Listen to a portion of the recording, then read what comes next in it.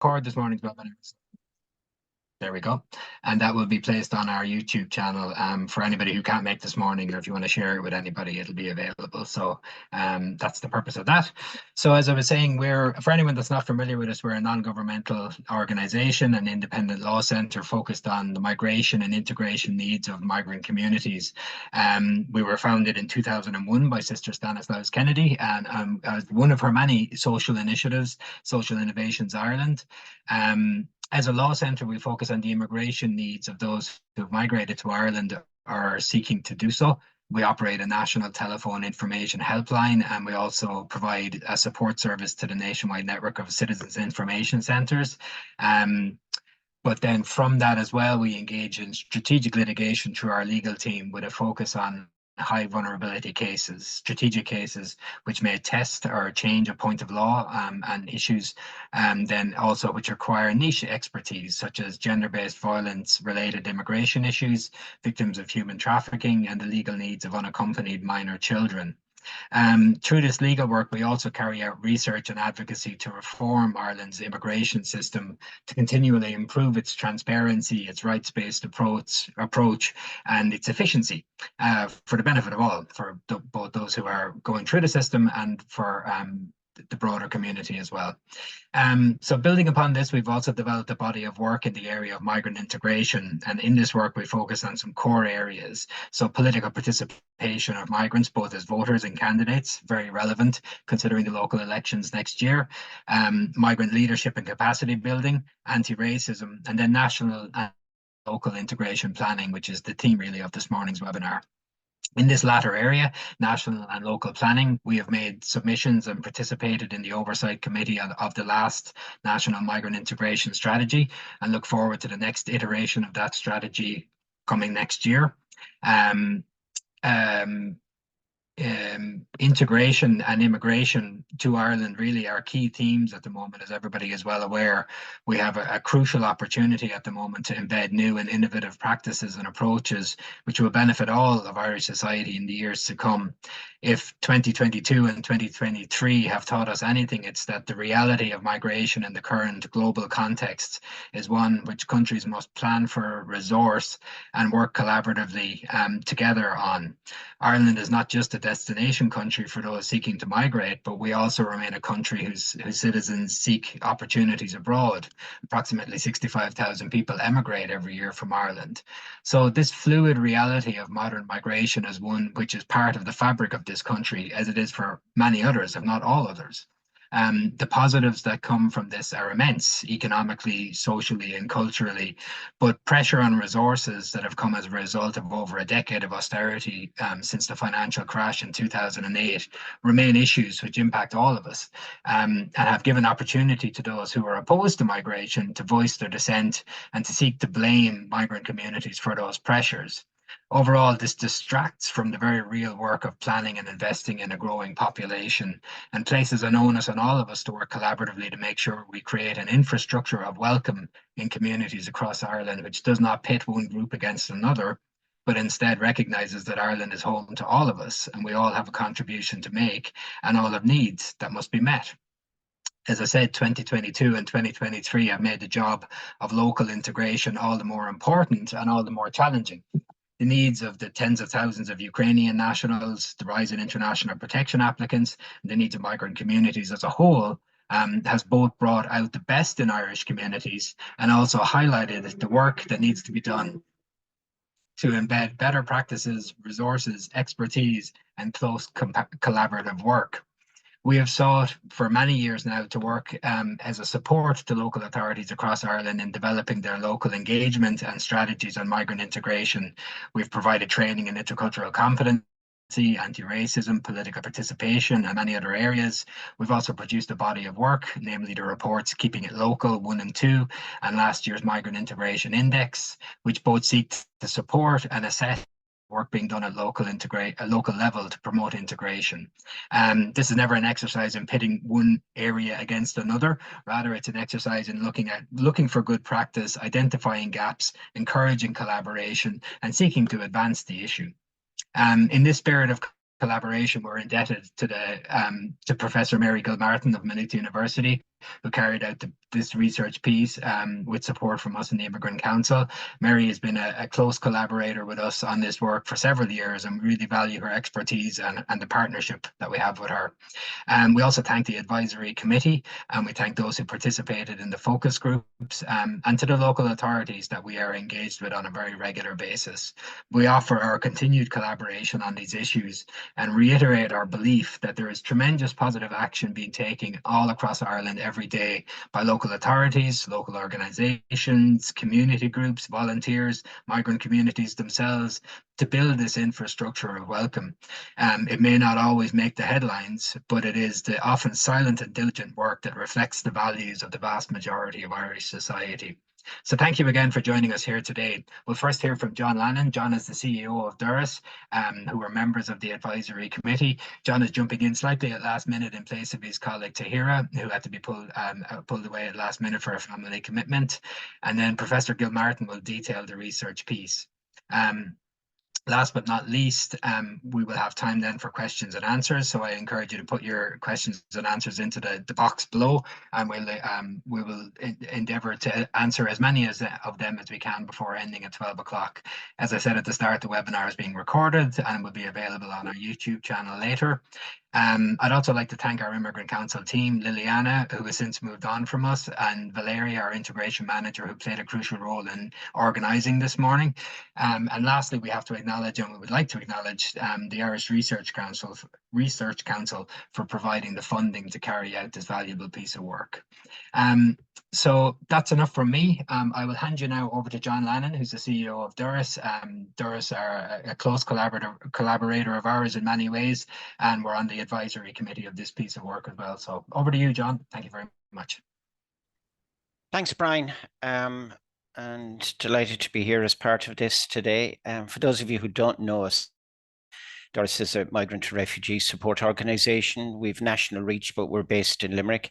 We provide direct support to individuals. We have a number of integration-related projects, as they could say, focusing on particular areas. I'll just mention a few of them. One is an online education platform for migrants and refugees called SARED, which is over 4,000 registered learners at the moment. We have a Gateway to Employment project to enable access to decent and suitable work for migrants. We have a migrant victim support project for people who are victims of crime, whether it's domestic, sexual, gender-based violence, human trafficking, racism, discrimination, or whatever. We also work with a number of local authorities in various capacities, including engaging in personal advocacy on behalf of individuals.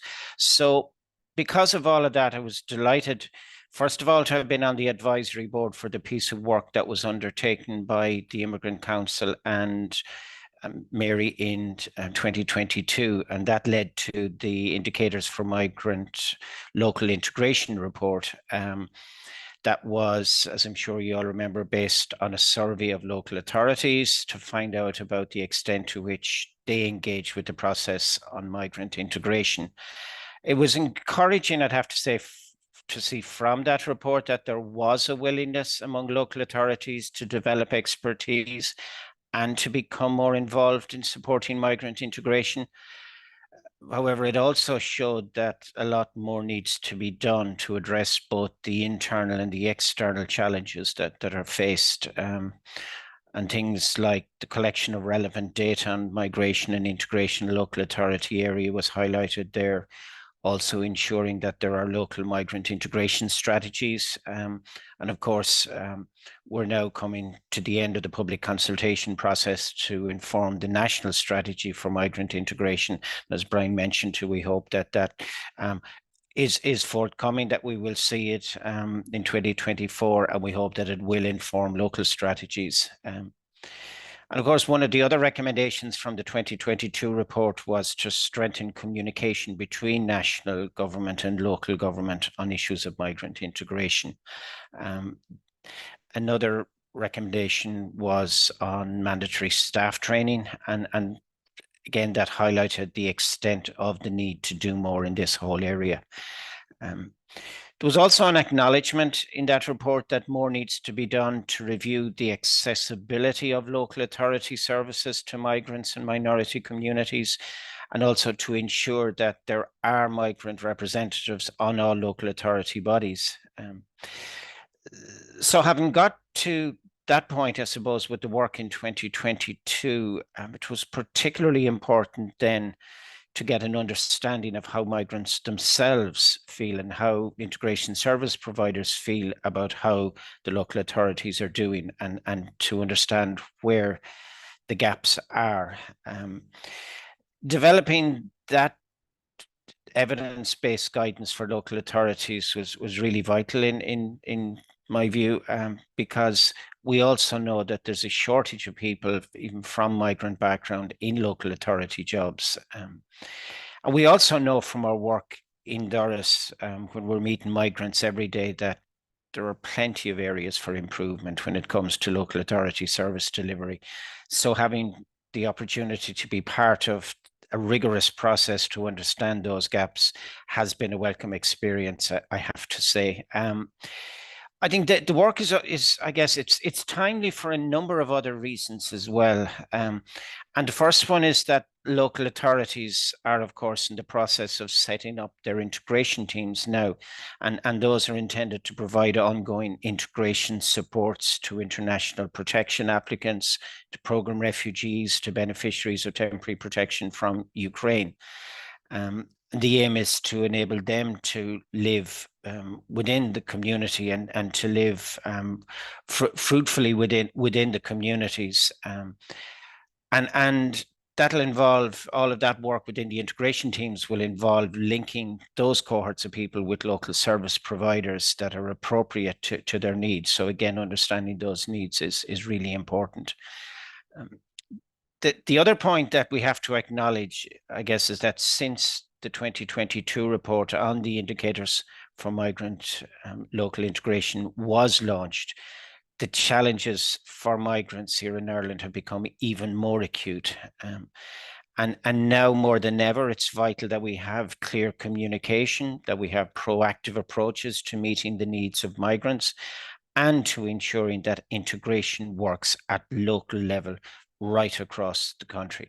We keep saying that those of us who are working in the sector, that communities, the length and breadth of the country, have been extremely open, have been extremely welcoming, and we need to ensure that we keep things like that. And that means that the local authorities, the service providers, they all need to be playing their part, as do all of us, when it comes to integration and to avoiding the social exclusion, or indeed the economic, the cultural or the political exclusion of any cohorts of people.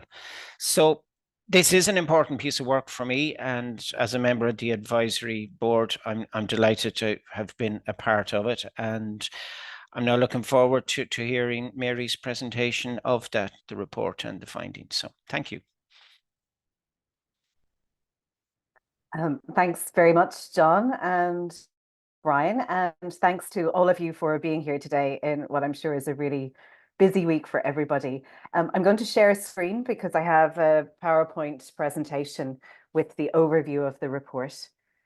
So this is the screen.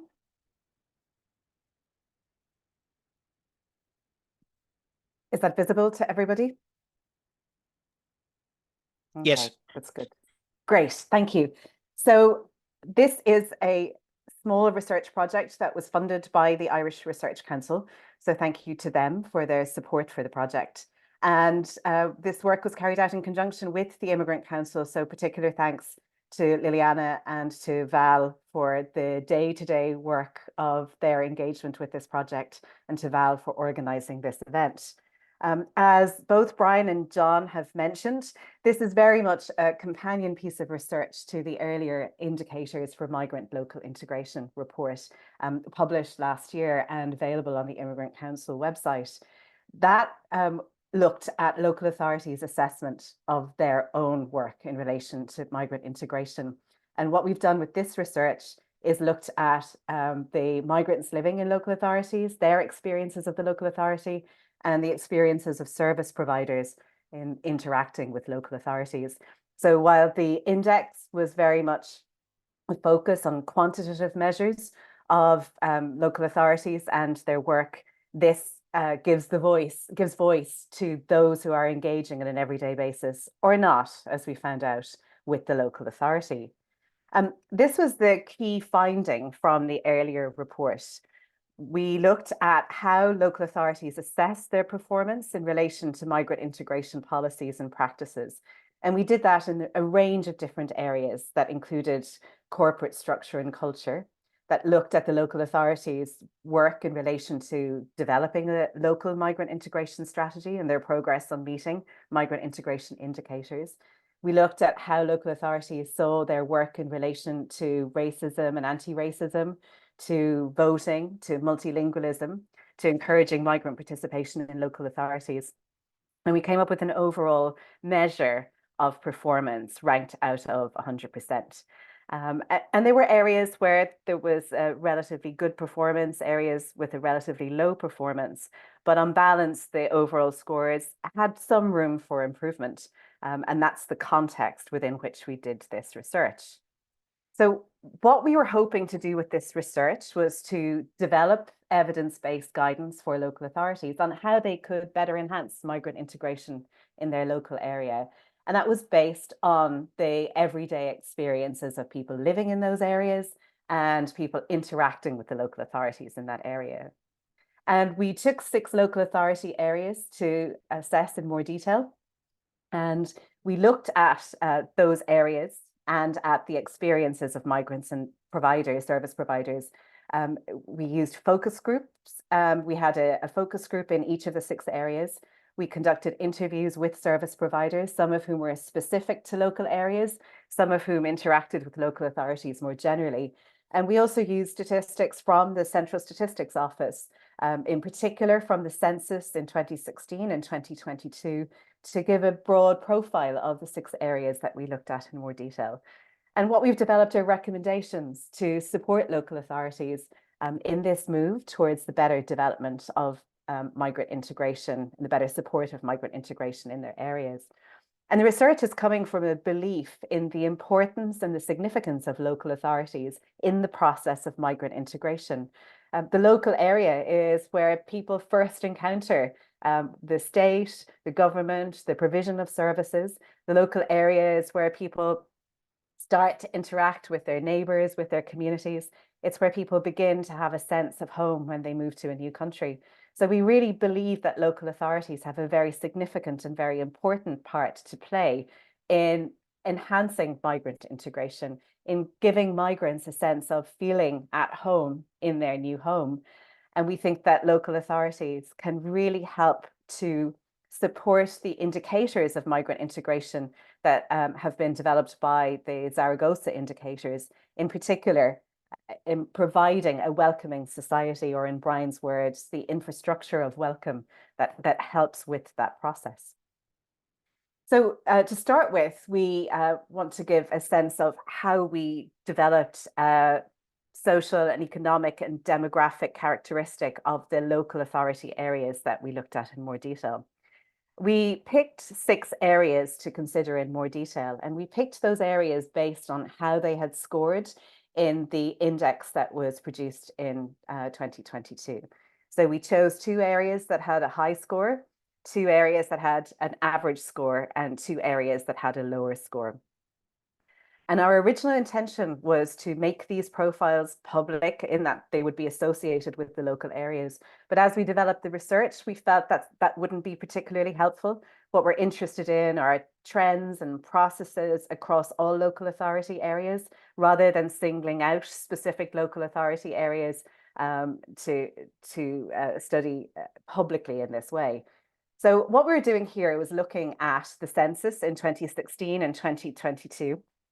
And we're looking at a range of different markers that we thought might be of relevance to understanding the landscape in relation to migration and then integration in a particular local area.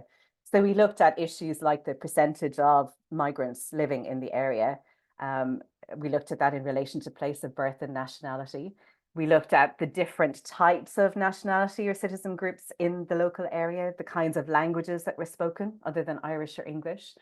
We looked at some markers of employment of labour force participation, unemployment, the extent to which people were employed in professional or technical sectors.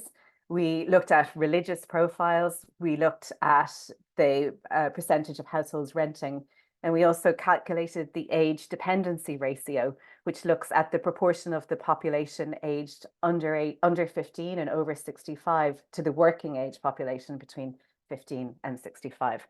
And while we're not looking for strong statistical relationships, we were looking to see if there were any similarities or differences that we felt might be relevant in relation to the high, average, or low scores. What we found instead was that actually there were some similarities across all of the areas that we looked at in detail. Those similarities included issues around employment, and in particular, higher unemployment rates for migrants, but also higher labour force participation rates for migrants across all 6 areas. And we also found that migrants across all 6 areas were considerably less likely to be employed in professional or managerial or technical roles. And those are the kinds of roles that are often associated with better stability, better pay, and better working conditions. So that difference held across all the areas that we looked at. But there were 2 measures where we thought that there were potential important differences. One was the percentage of the population born outside Ireland, in that we found that the higher the percentage born outside Ireland, the more likely it was that local authorities had scored more highly in the index, suggesting that the presence of migrants in an area may have meant that local authorities were paying more attention to the issue itself, so that presence helped the process of developing integration services. And the second is the age dependency ratio. So the lower that ratio, which meant that there were more people in the working age population compared to those who are not in the working age population, the lower that ratio, the higher the score in the integration index. So again, that's pointing a little bit to broad characteristics about the migrant population, perhaps helping local authorities to recognize the significance and importance of addressing and dealing with migrant integration issues. What we did then, we had focus groups in the areas. The Immigrant Council were responsible for organizing those focus groups. We allowed up to 15 people sign up for the focus groups in each of the areas. All of the focus groups filled, but not everybody turned up for the focus groups. And we had to cancel one of the focus groups at the last minute because of concerns about the likelihood of people who were not genuine participants taking part. We held all of the focus groups in libraries, so they were in public places. And then we also conducted online interviews with people about their experiences. And we've put the findings in the report under 4 broad headings. The first is that we looked to see how the people who took part in the research understood integration. We have official definitions of integration. What did it mean in terms of people's everyday experiences of the term? What would it mean for the migrants living in a local authority area to feel that they were integrated in that area? We have also looked at migrants' encounters with the local authority. So what's it like to engage with the local authority when you're a migrant in that area, or when you're a service provider in that area? We asked people about what works well. We wanted to get a sense of examples of good practice across all of the 6 local authority areas and others that would be helpful for other local authorities seeking to enhance their work in relation to migrant integration. And we also asked people about what they felt could be improved. And we gathered a lot of really important and helpful and practical suggestions, some of which could easily be implemented by local authorities, can be done quickly with attention to what it means to think about the local authority as responding to the needs of all the residents in the local authority area.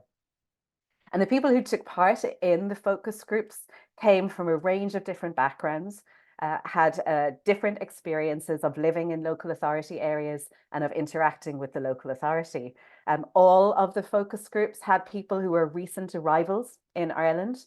And so their experiences are about those first encounters, they differ a little bit from the experiences of people who have been living for a longer time in local authorities. We've captured in local authority areas, we've captured some of those voices and some of those perspectives also.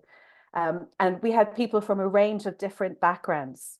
I think it's important to stress that migrant integration is something that is important for all migrants and all non-migrants in a local authority area, and not just related to status.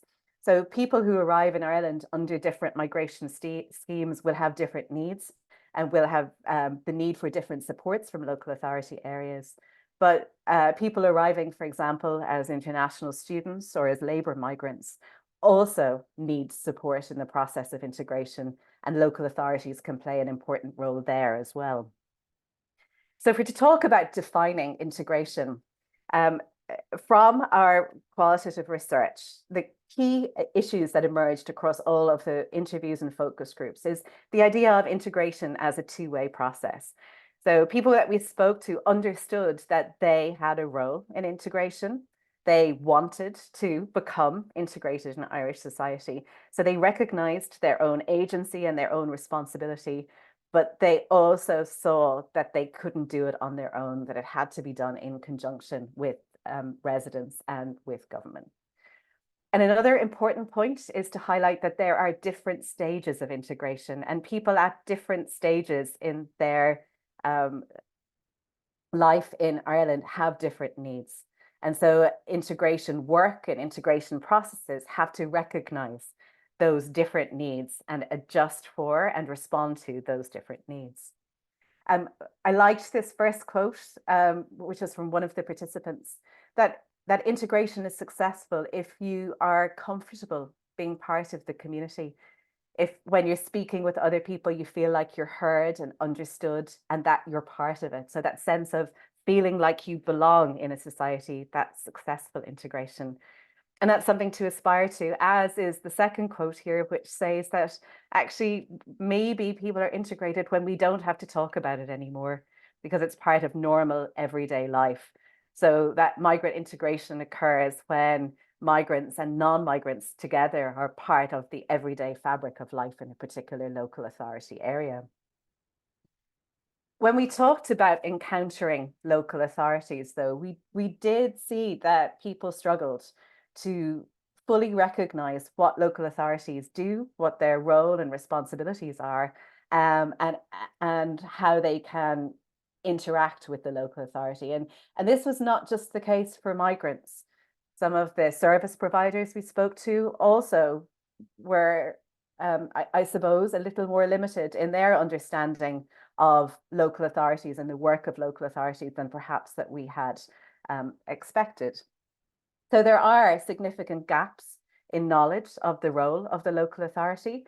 And people pointed to a range of ways in which this could be addressed by ensuring that local authorities actually told people what they did, made that work clear and made that work visible to people who were newly arrived, as well as people who were longer term residents in their areas. The quote here is, I think, telling that as a society, we don't really understand what local authorities do for us. And that lack of knowledge for those who are living in the area but not fully engaged with what's happening, I think is an important thing to pick up from the research that we did. People also spoke too of having some difficulties interacting with local authorities. And sometimes it was because perhaps people who had worked in the local authority and who had knowledge and expertise in issues relating to migrant integration were employed on a short-term basis, were moved on to different roles. So there was a lack of consistency in staffing and a lack of passing on knowledge when that happened. People also spoke about difficulties interacting with local authority websites, which in many places were difficult to navigate, not updated regularly. And also about understanding the people who worked in particular areas and being able to meet them, identify them, meet them, interact with them face to face. And those difficulties were compounded by COVID and by the impacts of COVID, where work that may have been done face to face in the past had moved online and had remained online. And that can be difficult as people try to develop relationships and understanding of how a particular process works. We asked people what worked well. And again, across all of the different focus groups and service providers, we found people talking about some services that they found helpful. And the library services across local authorities received particular praise, with people talking about the importance of the library, the helpfulness of the library staff, and the kinds of events that took place in libraries that were welcoming to lots of different members of society. People talked about some positive interactions with individuals working for local authorities, but again, this was often individual dependent and could change if people were moved on. And again, the lack of permanence in the integration function in some local authorities needs to be pointed to in the past. Though participants pointed to evidence of a commitment to change in some local authorities, and were willing to point out issues in particular local authorities that were working well. For example, training around anti-racism in some of the local authorities that had scored highly in that event. And people also spoke about inclusive events that were organized or supported or funded by the local authority. They talked about their pride, I suppose, in seeing their particular community reflected in these inclusive events. But again, the events often changed from year to year, and it was difficult for people to maintain a relationship with those events, to build up their involvement in those events because of the short-term nature of many of those events and what appeared to be an unwillingness again to invest in those events in a meaningful long-term way.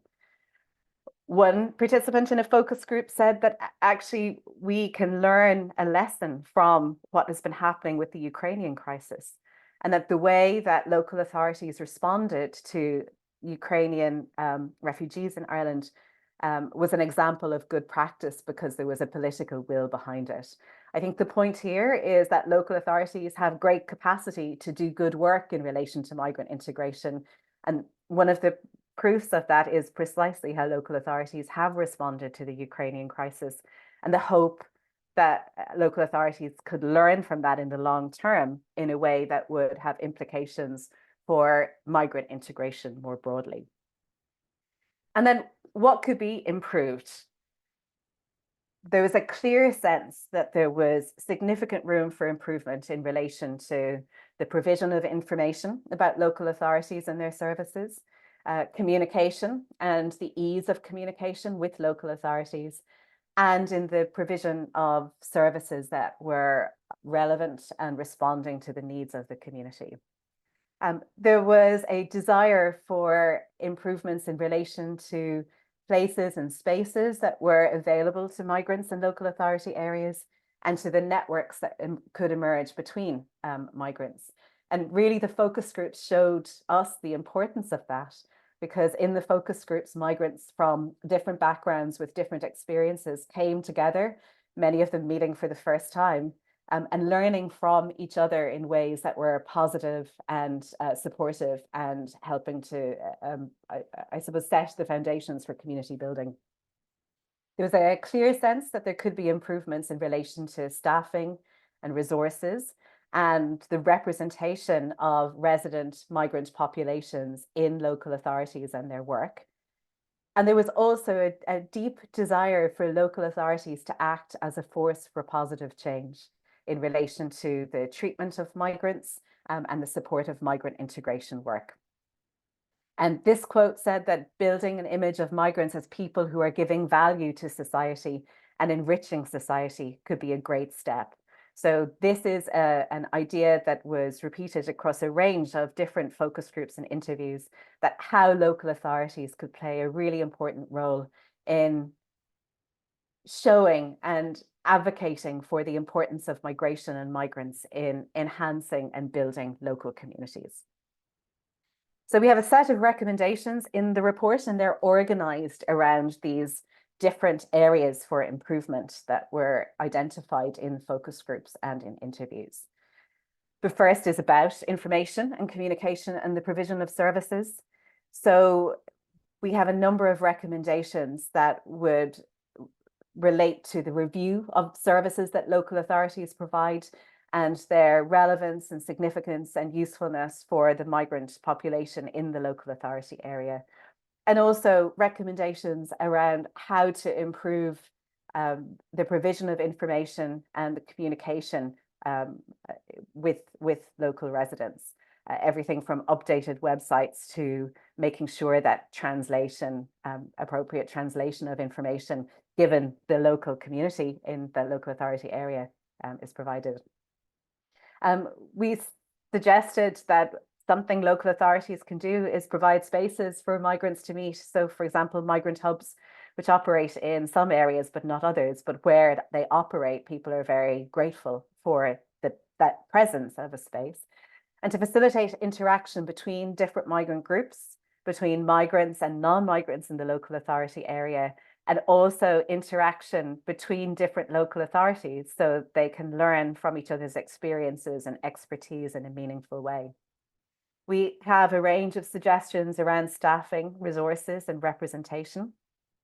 The importance of committing in the long term to staffing in relation to migrant integration, to recognizing the need to engage with local migrant communities and others in a way that is mutually beneficial and not just the kinds of short-term interactions that can sometimes lead to migrant groups or migrant communities feeling burnt out or not listened to.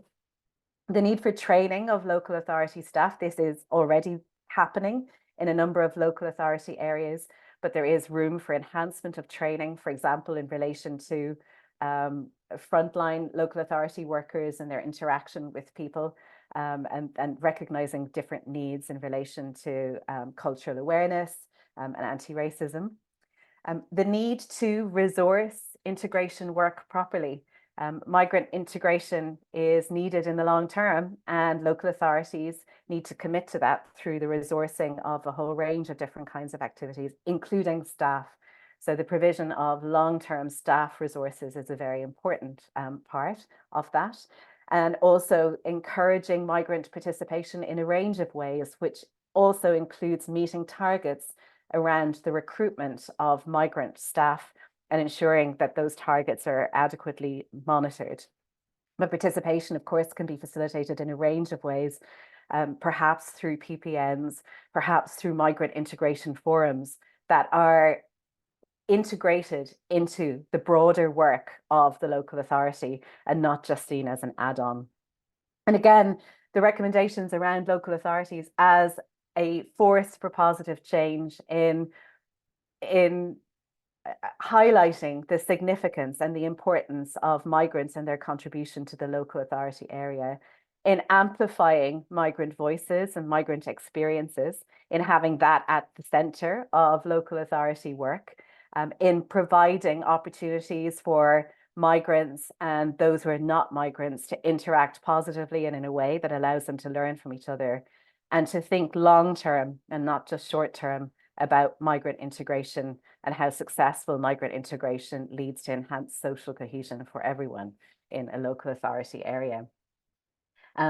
Again, acknowledging the thanks to all of the people who've been involved in this project, the funders, the Irish Research Council, the work of Liliana and Val in the Immigrant Council in particular, the advisory group for their really insightful comments and help throughout this process. Thank you to the focus group and the interview participants for sharing their experiences and their insights, and to the libraries, the public libraries who provided that space at a time when many public libraries were experiencing some difficulties in terms of their day-to-day operations. And of course, thanks to all of you for being interested enough to come here today. We really appreciate your presence.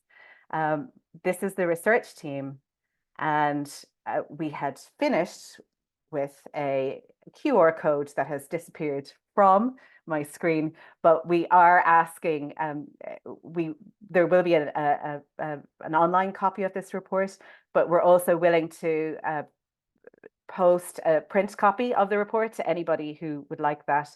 And I hope Liliana has the link for that online forum as well. If not, I'll get it and share it with you so that we can get the details and post that report out to you a little bit later. But thanks for your time. I'll stop sharing the screen now and hand back to Brian, I think. That's right. Thank you, Mary. Thanks so much for the comprehensive presentation. So yeah, we will also put the report on the Immigrant Council website as well, so the full report will be available there as well. There was one question there about the sharing of the slides. I don't know, Mary, if you're okay with that, but I'm sure that probably is something we can facilitate as well, because they are a very useful summary of the presentation and of the research. So thank you. There's so much in that, and as we said earlier, it's a continuation of the work, I suppose, and looking at it this time from the perspectives of migrants themselves and their level of knowledge about their local authority. And as you rightly said, sometimes migrants may not be aware of the role of local authority, the work that they do, and that's actually probably something that the general public may have as well. So the communication job of a local authority in translating the great work that's being done into something the public can see, I think is a challenge for everyone really, and for local authorities as well, so that it doesn't get lost, you know, as I say, that day-to-day work that goes on to enhance migrant integration. We have a couple of questions that have come in there into the box, and I would encourage anyone else to put questions in there as well. I have a couple myself that I'm going to abuse my position as chair and ask you as well, and might bring John in back in as well to ask some of them, just to pick up on a couple of points that were in your presentation there, Mary, but some very practical ones. One in relation to the public sector duty, does it feature as a factor in integration, and to what extent did implementing the public sector duty feature? So any reflections on that, Mary? The public sector duty came up in some interviews with service providers, but not in focus groups. Service providers felt that the public sector duty, I suppose, if taken seriously enough, could help enhance local authority activities. But there was a feeling, I suppose, that some local authorities have been a little slow to engage with the public sector duty, and there was scope for more engagement and for implementing the implications of the public sector duty in more detail. Okay, that's great. And a related question from the same person, thank you, Noah, for those. In relation to housing, so housing is a key dimension to settling into a community, given the reliance of migrants on private rented and the prevalence of difficult or unsustainable housing situations. Did issues of migrant access to social housing supports and local authority processes to assess eligibility, how did that feature into everything? And I think this is not to preempt your answer maybe, but a broader problem really, that housing has tended to be left out of both national and local integration planning traditionally, which I think everybody agrees at this point in time is no longer sustainable as an approach. It's such an undercutting and underpinning kind of factor of integration. But sorry, I'm beginning to answer the question, so I'm going to stop talking. So over to you, Mary, in relation to housing. Yeah, so the issue of housing came through, particularly with service providers saying housing is the big problem that is underpinning so many of the other difficulties and issues that are being faced by the population as a whole. So service providers and some of the service providers we talked to worked specifically in relation to homeless services. They spoke about housing as the crux of the problem that local authorities were facing, or that people were facing in general in local authority areas. Homelessness, there were some issues around housing needs assessments and the difficulties that migrants faced in having a housing needs assessment in order to access homeless services.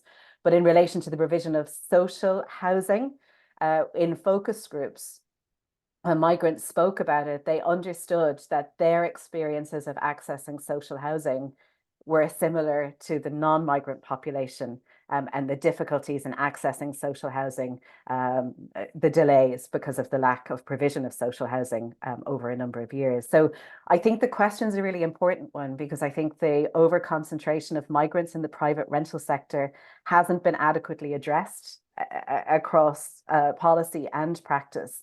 And because local authorities tend not to be involved in outside social housing and homeless services, then the issue of housing for migrants is not really featuring in the way that it needs to at local authorities because of the private rental sector concentration.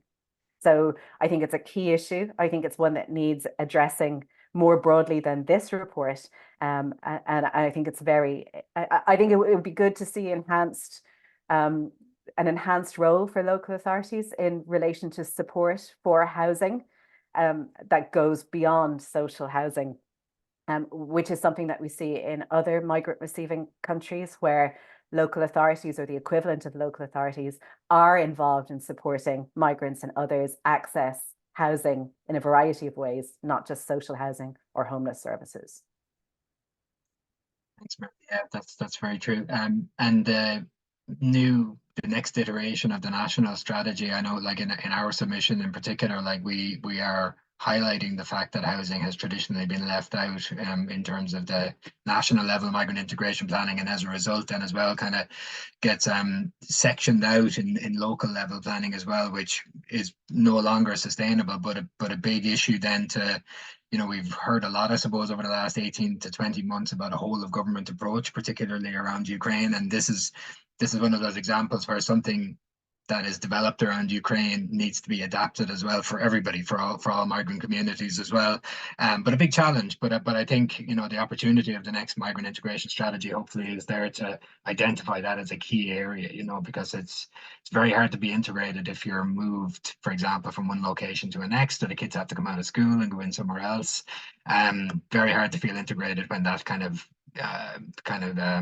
what's the word? Inability to feel kind of grounded, essentially, you know, to feel that you're part of a community is lacking. So in terms of other questions that are there, there's lots coming in, so thanks everybody. What role will or should the new local authority integration teams be tasked around implementing the recommendations in this report? And obviously this is very new, very recent. Those teams are being recruited since about, you know, kind of end of the summer, September-ish, and not everybody has them as of yet. So obviously this new infrastructure is great, there's new staff going in, but making that fit with everything else within the local authority then as well, and fitting with SICAP and other areas. So what do you think on that, Mary? Do you have any reflections on this new resourcing that's available to local authorities and how they could help in this area?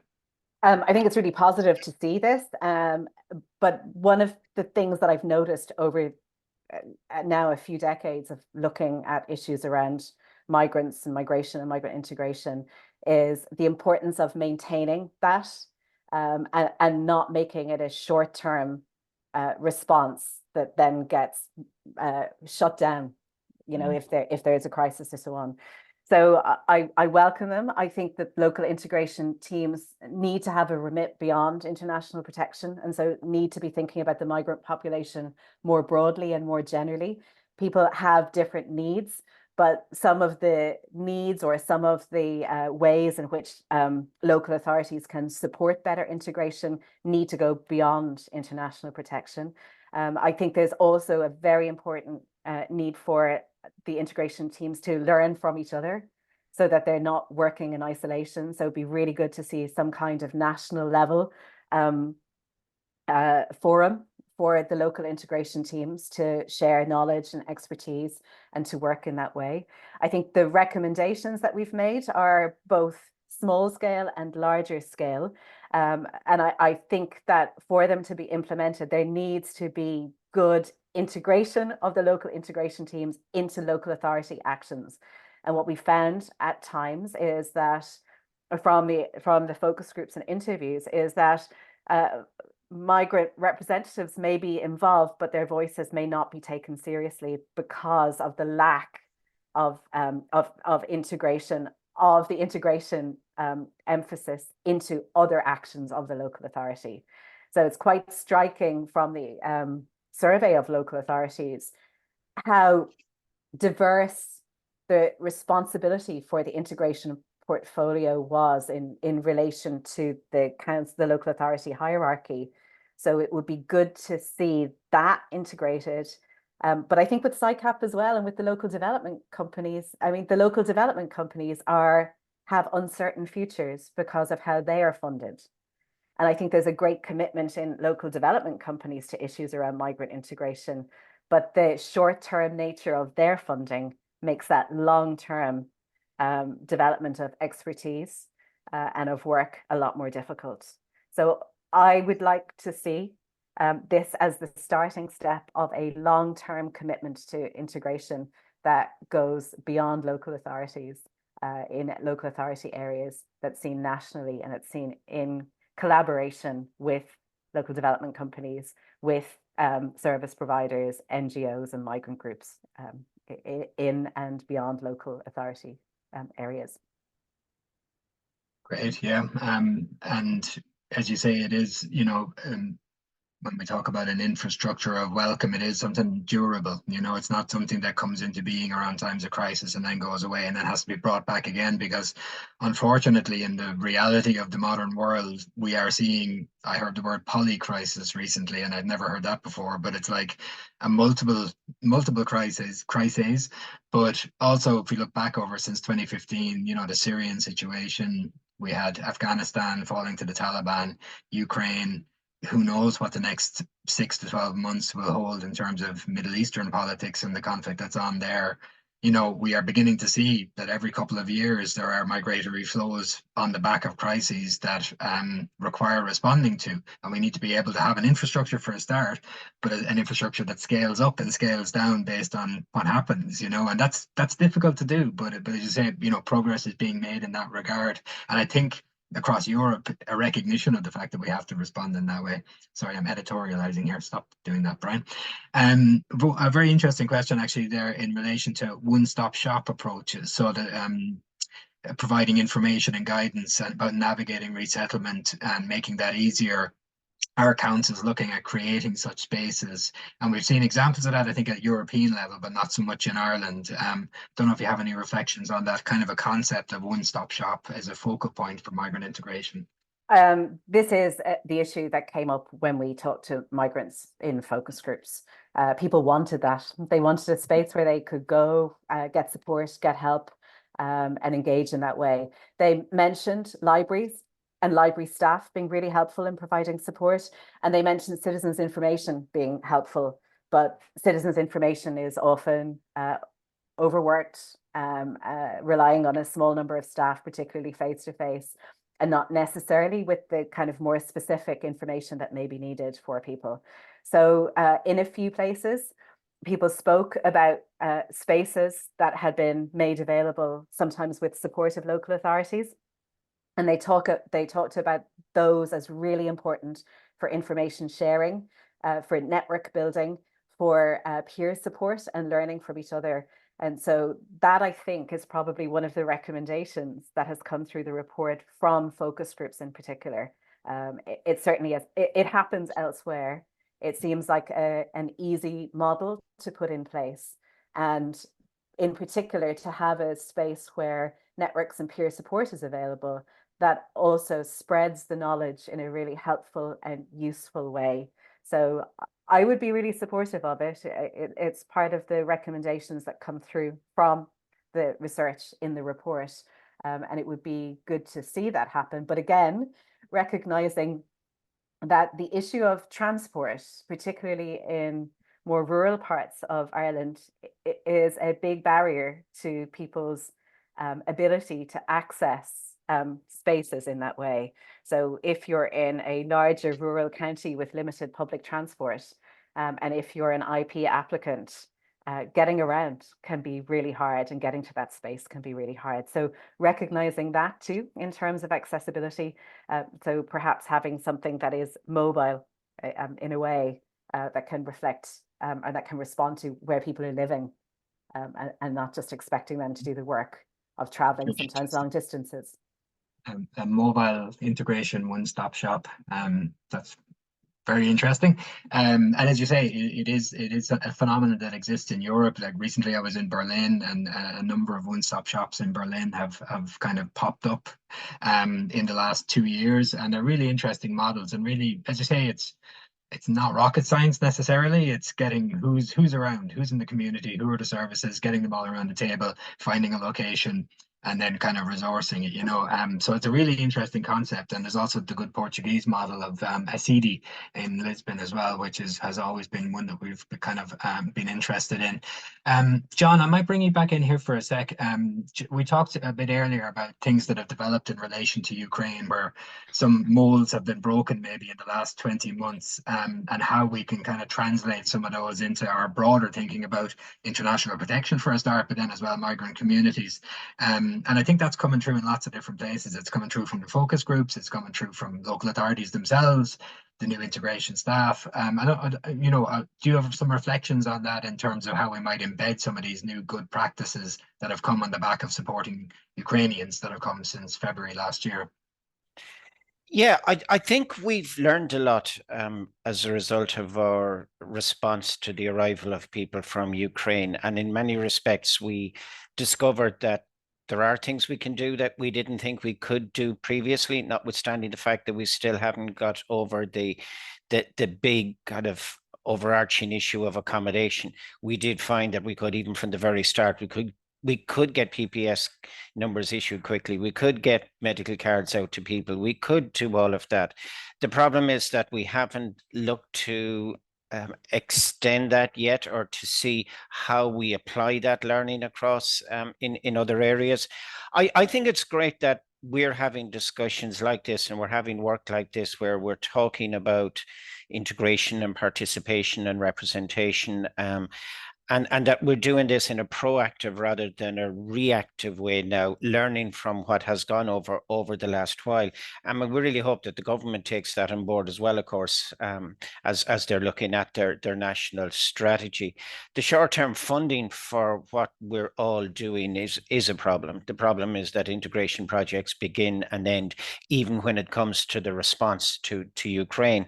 And the other problem is that we're delivering services for migrants, or we're delivering services for specific cohorts of migrants, like, for example, translating loads of stuff into Ukrainian, but not even into other languages.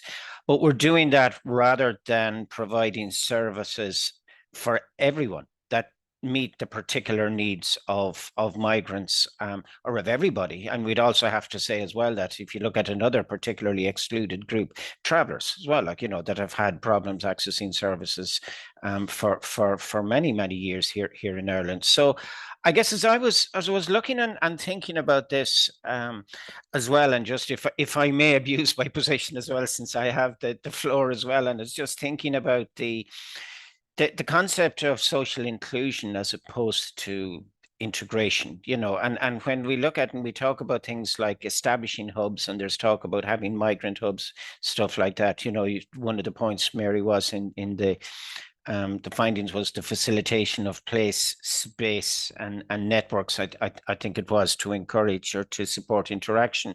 I think that's really important as well, and I think it's important that those spaces are spaces that are inclusive of everybody, and that we're not kind of othering migrants again and saying we have special spaces or services for you. There's also the fact that a lot of migrants face a multiplicity of issues. They're living in poverty, there's homelessness, and so on. So building the capacity of people who are excluded is really important as well, and ensuring that we've got the mechanisms in place to be able to do that. And I think local authorities can play an important part in that. I don't think that they could or can be expected or should be expected to do that alone. And again, we're looking to a national strategy. We're also looking to the importance of funding and resourcing that across the board. So I think your other point in terms of staffing and resources and representation is really important as well. And that commitment to the training and the resourcing and the facilitation of mechanisms and processes and spaces that address exclusion are really important for us here in Ireland. You're on mute, Brian. Sorry, it had to happen once, didn't it? Brilliant. Thank you, John. I know we're slightly heading towards being over time, but to put the same question to you, Mary, in terms of the development of innovative practices maybe in the last 18 to 20 months, and the kind of need to embed them and make them broader beyond, say, Ukraine support. And, you know, everybody's extremely conscious, I think, that there are tens of thousands of Ukrainians in very precarious situations that require an extraordinary level of support. Still, you know, that's not without question, but it's also about how do you multiply that then to make these kind of the molds that have been broken in the last while relevant to all migrant communities. You know, how can we build upon that? Do you have any reflections on that? I mean, there are so many different ways, but I think the starting point is the ease of access to what you need for formal interaction with the Irish state, like PPS numbers, like medical cards, and so on. I think making that easier as a starting point is something that is important to have learned from the Ukrainian experience. Providing support for people to become involved in activities, explicitly seeking out and encouraging people to participate as organizations, as communities, and so on, is important. And that outreach was done for Ukrainian migrants. And important to continue that practice of not just expecting migrants to responsibilize and to do all the work that is necessary to find out the information that is needed. Another example that came up from the focus groups was telling people what local authorities do, making that information clear. I think this is an issue that has come across, I suppose, not just in this research, but in a lot of other research that I've done, which is that a lot of how things work in Ireland is known to those who take part in it, but not at all visible to those who are new. So it's recognizing how we make things visible in a way that allows people to access what is present and what is available, in a way that doesn't place all the burden of understanding that and learning that on those people themselves. But I do think that kind of the more integrated approach, the more cohesive approach that we've seen in action in relation to Ukrainians, the sort of top-down support for the arrival and the integration of Ukrainian communities in Ireland, and the political will that was mentioned by the participant, that's also important. And if we can see more support in that longer term funding for integration related activities at local authority level, that will be important too. But often what people need at the start are little things that are easily doable. And I think the Ukraine experience has shown us the importance of that. The infrastructure of welcome that I think was really visible for Ukrainian arrivals all across the country. Brilliant. Thank you, Mary. I think we could probably go on for another half an hour, but I'm conscious that we probably shouldn't, because we told people we'd end at 12 and people probably have things to do. There's a couple of just notes in the questions that I'd like to maybe come back to, just in terms of the you know, some, I suppose, reflections from, say, I think Valerie there in Fingal, if I'm not wrong, Valerie, in relation to the integration teams, that they will be networked and that there is an intention for them to kind of, you know, have a comparative analogous service delivery across the country. So the thinking we're reflecting, I suppose, here today is also in the thinking of the local authorities, and I know the LGMA are thinking about this as well. So we're moving in the right direction, which I think is fantastic, albeit slowly, you know, but these things always happen slowly, unfortunately. There's a question in relation to European models. I mentioned a couple earlier in relation to Portugal and Berlin, Hamburg and Berlin and Germany in particular are developing some really interesting ones. But just to say, our submission to the migrant integration strategy will be on our website at some stage when we get that onto the website. And we're including a section in it on international best practice and linking to a lot of European reports and stuff like that. So have a look on our website for our submission around the migrant integration strategy, and we'll be including some kind of comparative studies of what's being done at European level that's particularly interesting. So that might be a useful resource for everybody as well. And there was one other thing I was going to come back to, but I cannot remember what it was. So I think we probably should wrap up because I'm a bad chair and we're going over time. So finally, I just want to thank everybody for coming along today. as the kind of level of attendance and the level of questions really demonstrates, we're all grappling with these issues, both as civil society organizations and, researchers in academia, local authorities themselves, migrant communities. And we're all key players, we're all key players in building the infrastructure that we want at local level, which really, as I said at the start, I feel, and I think we are not wrong in saying, reflects the real values of what Irish society is, right down to community level, and there's tensions and there's problems that emanate, and there are those seeking to exploit the situation as well. And that really puts the onus on all of us to kind of work as collaboratively as we can to keep doing all of this under the pressures that everybody's under, knowing that there is a tremendous amount of work to be done, but a tremendous amount of goodwill out there, expertise and partners and allies across all the different areas to do this work. So again, I just want to thank Mary for the fantastic work on this. This is another extremely important benchmark in kind of our progress around this. I want to thank John and Doris for the great work that they do in Limerick and at national level as well, and for being a very, a great collaborating organisation with ourselves and with things like the Ukraine Civil Society Forum. I want to thank Val and Liliana again for the great work put into the work and for today as well, and to all of you for attending. It will be available. I think, Mary, will it be on the Maynooth University website as well, the report? Is that intended that it'll be there? Yeah. Okay, yeah, great. It will So be.